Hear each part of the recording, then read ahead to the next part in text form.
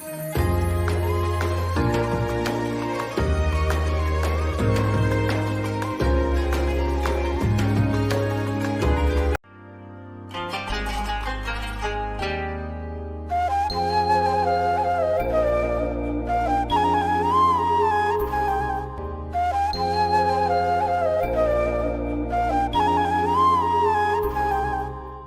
عليكم، ازيكم حبايبي؟ عاملين ايه؟ النهارده ان شاء الله معانا كفته.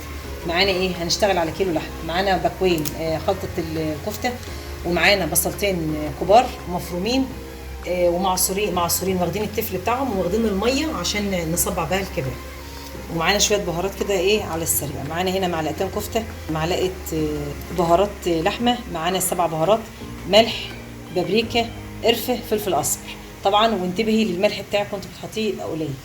هنضيف طبعا المكونات على الكفته بتاعتنا، وهنضيف البصل، وهننزل بالبهارات. طبعا هتتعجن عجن كويس جدا، وهرجع لكم واحنا بنصبعها. طبعا عجننا الكفته يا جماعه بالمكونات بتاعتها. دي ميه البصل، عليها بس شويه زيت وشويه بابريكا ونص معلقه ونص معلقه قرفه ومعلقه صلصه او باكوين. لو عندك بكاوي كاتشب حطي باكوين عادي. واللون تمام. ده عشان ايه هنصبعها. طب هتصبعيها بقى براحتك انت. هتجيبي صينيه، عايز تفرشيها كده بقى ده راجع لك انت. ماشي، عندك صينيه من اللي هي ما بيلزقش فيها الاكل اعمليها. ماشي. طبعا على اي حاجه انت عايزه تعملي على العيدان براحتك. ودي بقى لو عايزه تعمليها على الفحم اشويها على الفحم، هي جاهزه كده. بس انا هعملها تحت في البوتاجاز عادي اهو. ماشي. هتبلي ايدك كده بالتتبيله اللي انا قلت لك عليها: ميه بصل وزيت وشويه قرفه وشويه كاتشب.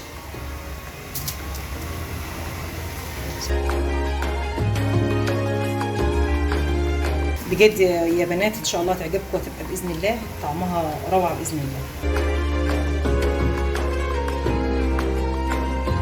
الحجم بقى اللي انت عايزاه، عايزه كبير عايزه صغير، ده راجع لك انت يا حبيبتي. كده دلوقتي خلصناها تصبيع زي ما قلت. لو عايزه تعمليها على شوايه اعملي. انا هحطها في الفرن.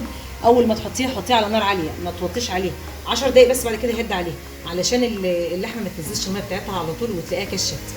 لما بنعلي عليها الصبع بيبقى حلو. 10 دقايق بعد كده وطي عليها.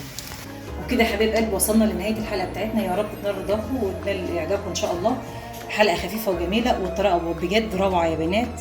كل سنه وانتم طيبين، رمضان كريم.